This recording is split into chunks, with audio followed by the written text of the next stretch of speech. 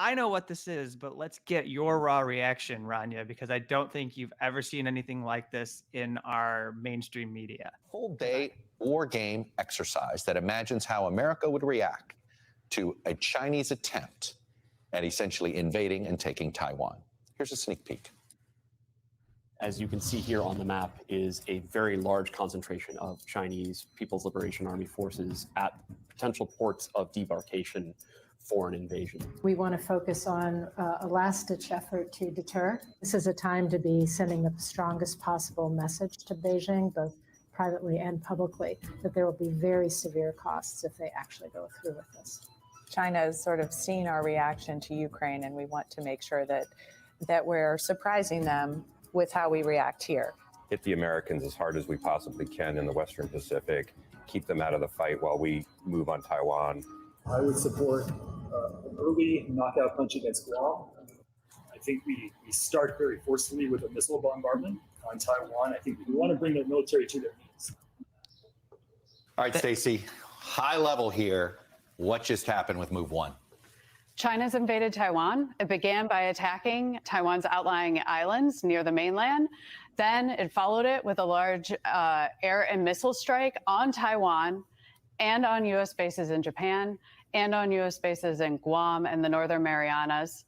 In response to that, the United States followed up with bomber attacks on Chinese ships in port, and there was an air battle over Taiwan where American aircraft flying from the Philippines came in and engaged in combat with Chinese aircraft that were trying to bomb Taiwan. So after Move 1, can you assess which team is winning?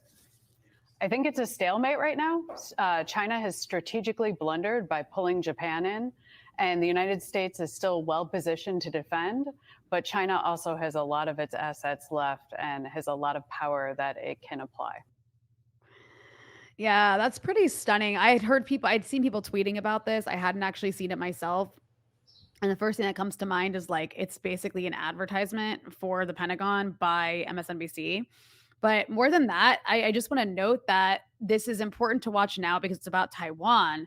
And this week, two things happened related to Taiwan. One, obviously, Joe Biden was going around to rally the Quad and the Asian countries to like get on board with a war on basically a war with China should China invade Taiwan. And he even said at a press conference I think this was either the second or third time, by the way, that he's said this supposed gaffe, where he's asked if China invades Taiwan, will the U.S. step in militarily to defend Taiwan, which would be a war with China? And he said, yes, absolutely. And of course, there's the problem with that is it would be a war with China. It would also, the U.S. abides by what's called strategic ambiguity, where technically they see Taiwan as a part of China, or they kind of stay out of it. And Taiwan, by the way, is a part of China. But yeah, like that is really dangerous, especially in the moment we're in, because the other thing that happened this week related to this issue is Politico came out with an article basically speaking to like officials in the Biden administration. And they're saying that they're encouraging the Taiwanese government to basically look to Ukraine as an example. That's horrifying.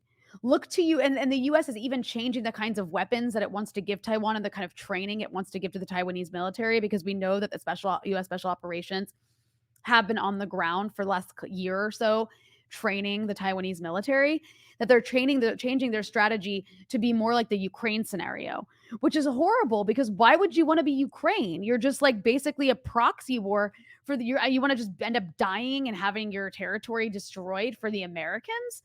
Like, if I was Taiwan, I would be like, F off. Absolutely.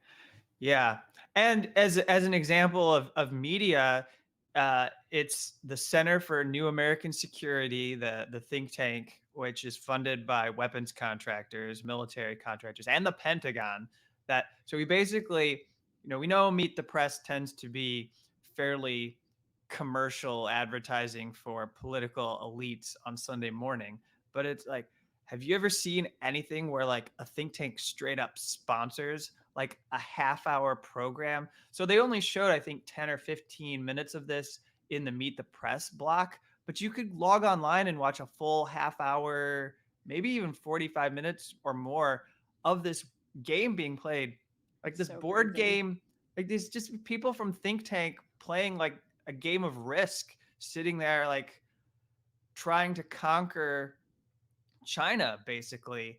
And they actually set it in the future. They didn't do this like abstract game and like what would happen if this took place. They were like, in 2027, US goes to war against China. And I suppose the thought in my mind is that we might actually turn this into a self-fulfilling prophecy where we're Yeah, like actually, where like that date may not just be made up. Maybe there are people in our government who have a plan and are saying, by this time, we are going to fight on behalf of Taiwan and we're going to engage China because we think if we don't do this by 2027, China's power and influence over the world will outmatch US empire. And so we have to do this.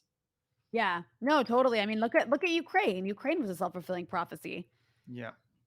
Yeah, which started all the way back in 2014, at least, if not sooner. But I If mean, not that's where you before, really, yeah. but that's where you really see it with the Maidan coup. And so you see how things can be set in motion. Like whatever starts right now with Biden in Taiwan, you can see how over the next decade it could be setting the stage for a war. Yeah.